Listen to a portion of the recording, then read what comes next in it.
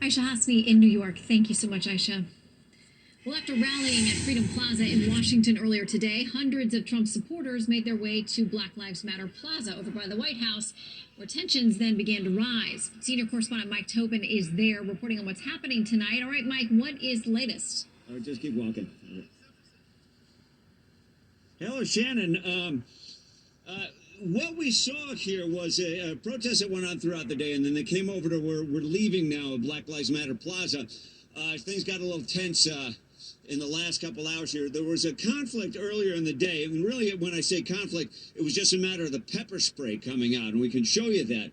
And what that was triggered by, there was a handful of counter demonstrators who came to where the Trump supporters were demonstrating at BLM Plaza. One particular woman seemed to conflict with another of the Trump supporters. That went on, and she kept coming back to that location.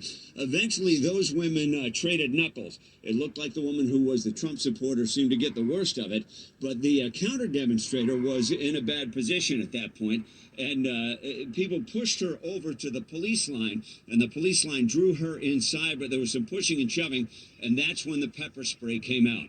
A much different scene than what we saw earlier in the day at Freedom Plaza, where you had hundreds and hundreds of people come from really all over the nation, trying to make the point that they're unhappy with the outcome of the election. They don't believe it was fair, and they want to put as much pressure as possible on Congress ahead of the certification of the Electoral College vote.